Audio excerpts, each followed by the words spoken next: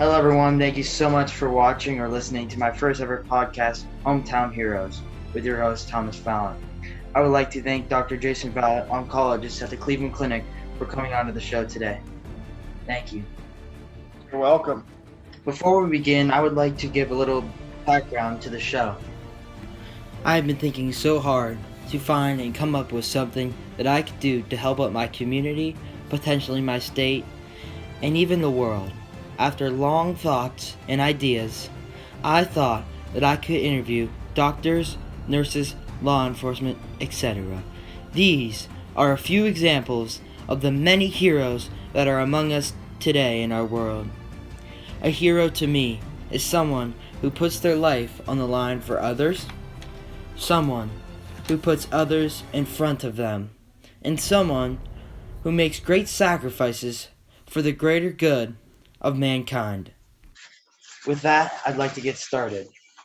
So the first question I have for you, Dr. Valent, is, how hard is it to tell someone that they have cancer, and how do you really deal with that? So that's a skill that's developed, I think, over a long period of time.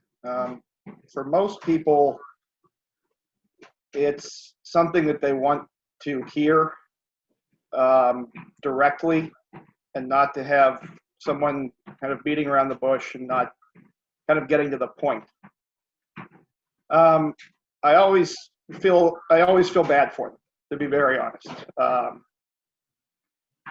I told your grandfather, Papa, about his cancer, and that was quite difficult.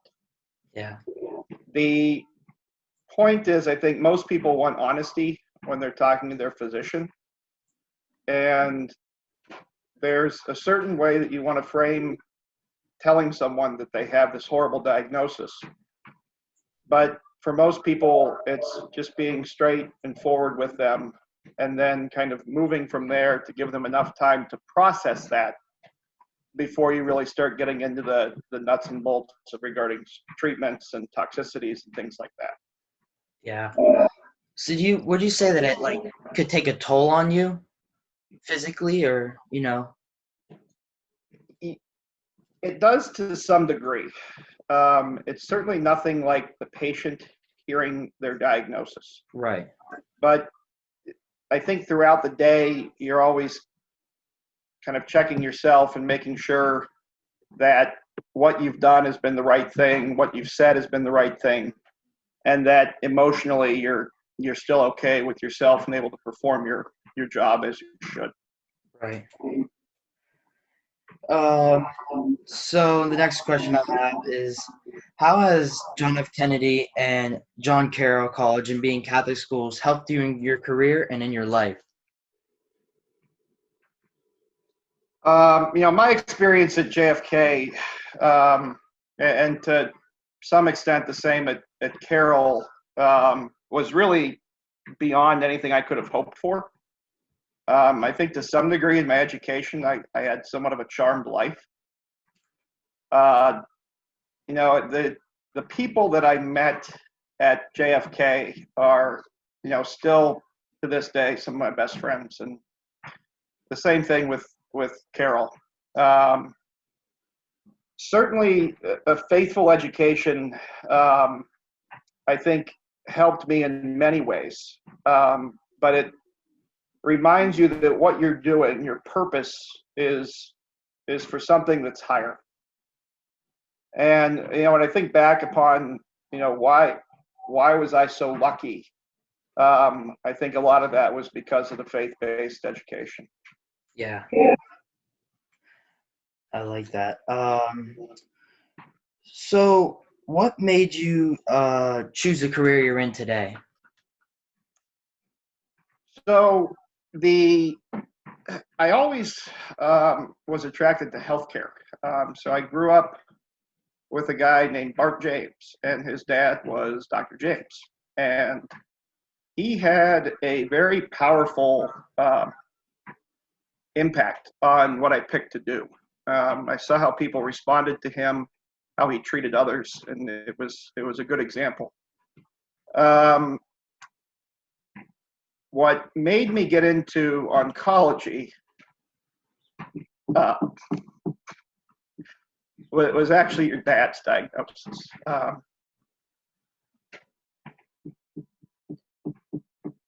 Yeah. I still have trouble talking about it, but I'll get through it. So when I was a first-year medical student, your dad called me.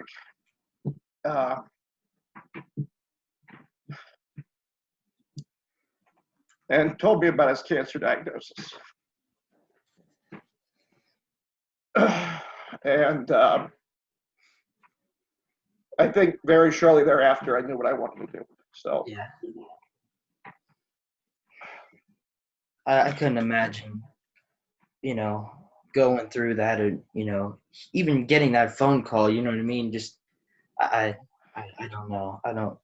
I try to think about how you even do what you do, and it just hurts. You know what I mean? Just I feel what you're going through and what those people are going through, and it's just it's heartbreaking.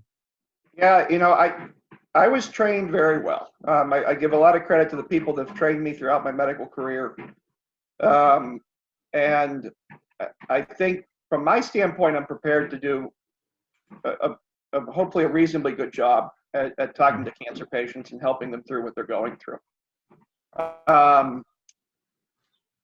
What really is kind of a little bit of a dichotomy is you have to do your job over here. They're going through what they're going through over here, and sometimes that always doesn't match up. So I think it's very Right. important that when you have the patient-physician relationship, that you're listening to what the patients are saying as much as what you're thinking from the science side, because those two things are not always the same. Yeah, that's a good point. Okay, next question. How's your how's your day at work changed since the coronavirus, if at all?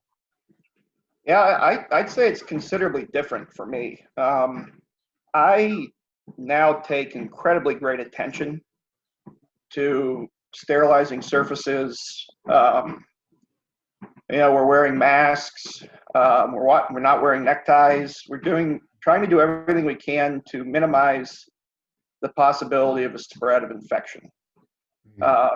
When we go into work, we're actually screened at the door, and I think this is a very good, safe practice that the clinic has put in, is that our temperatures checked.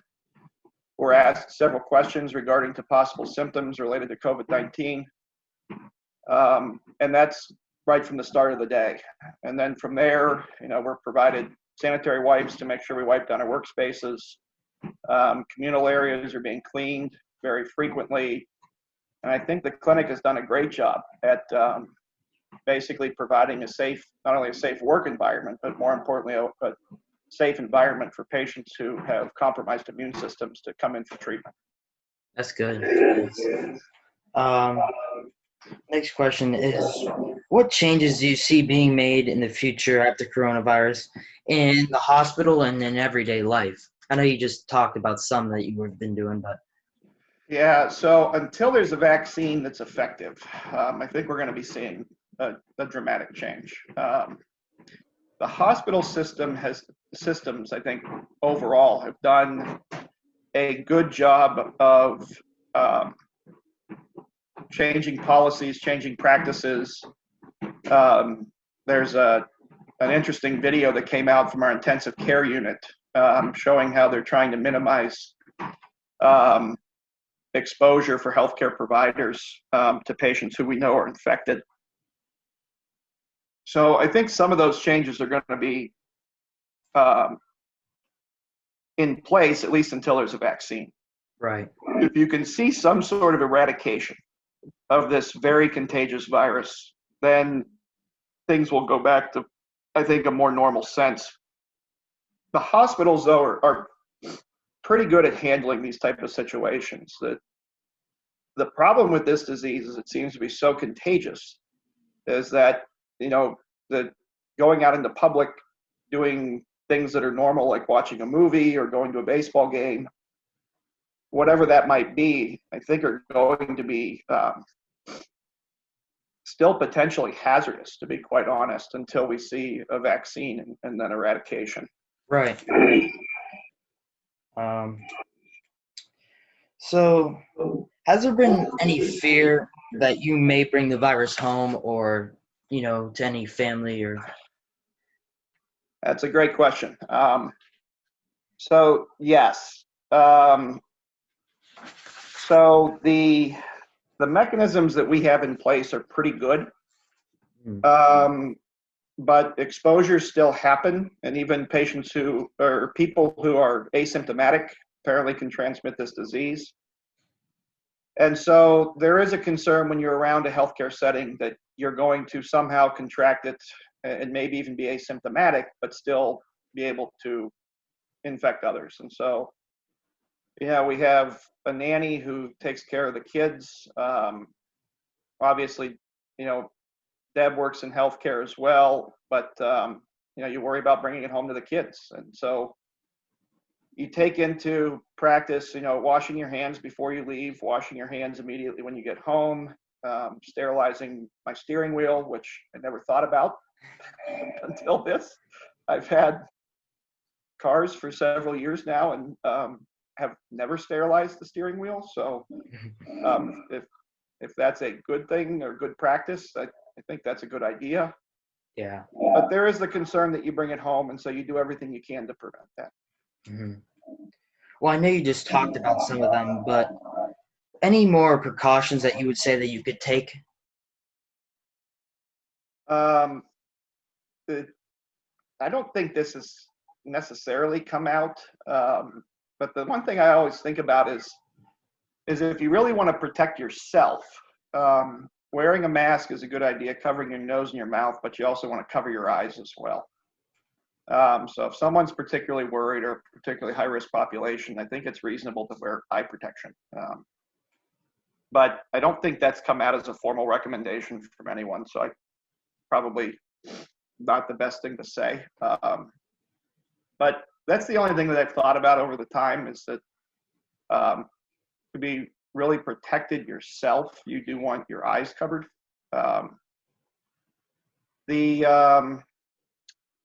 What the government and the governor and institutions have done with social distancing, I think, has proven to be very effective. I think if you look at what initial disease projections were and what the current projections are, what was done starting in March has made a tremendous impact. And so, if there's a message out there, I'm stunned at how well people have adapted to this. There are a lot of people suffering with what's happened, and businesses that have shut down, and that's tough. But I'm quite stunned at how well people have responded to these important measures, to be quite honest. But I think we now have data that shows that it's working. So what was done is not in vain. Yeah, so in a doctor having that medical background, would you be, nervous or so say for your kids to go back to school May 1st potentially, or, even in the fall, especially if the vaccine isn't out by that time? That's a great question. I am very concerned about what might happen when things open back up. I don't know if there has been a decision made regarding schools. I don't think I've heard anything about that yet. Yeah, not yet. I know there are some states that have already basically canceled through the end of the year. But when you put a lot of people in a small area with this virus, it seems to be a very bad idea. Right. But I also want kids to get back with their friends and be able to interact and not get taught from a Zoom lesson I don't think there's any substitute for having a teacher in front of them. And they're amazing at how good they are at educating. And we're not very good at that. I don't know how to teach a second grader or fifth grader. And I think we're realizing how valuable, even with the teachers out of work, I think we're realizing how valuable teachers are. And if there's anything that comes from these type of situations is you can start realizing who the important people are. And it's not just the doctors and nurses. It's the people stocking the shelves. It's the people, driving, the truck drivers. It was brought up the other day. It was a great example. People that keep the supply chain going. There's so many important people that we're identifying now. And I think if there's any good that comes out of a situation like this, we can appreciate everybody doing their job. Right. Okay. Last question. Would you say, especially in your field of work, that you have, you build special bonds with your patients? I find that's probably the most rewarding part of what I do. That's what makes it not a job, to be quite honest, and it makes it a worthwhile and actually very rewarding experience to form true friendships. To be quite honest, with people that you're taking care of is one of the best parts of the job.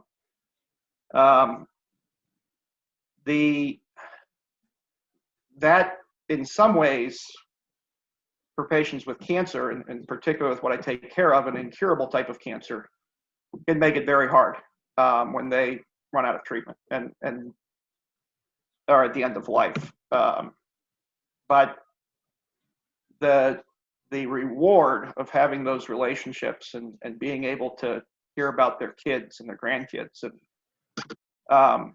that's a tremendous reward from what I do. Yeah. All right. Well, thank you so much for coming on to the show. I appreciate it. It was my pleasure. Thank you. You have a good one, buddy. Thank you. See ya. See ya.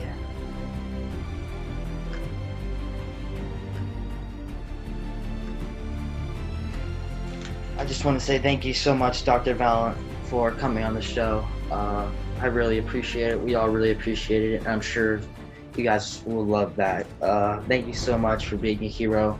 And as he said, there are a lot of people that are heroes, not just doctors, nurses, the truck drivers, the people that are stocking the shelves. So if you would like to be on the show, please email me at ohiohometownheroes@gmail.com. Again, at ohiohometownheroes@gmail.com. Again, no cattle. Thank you so much for watching. I hope you all are staying safe and healthy. Take care, and we'll see you next time.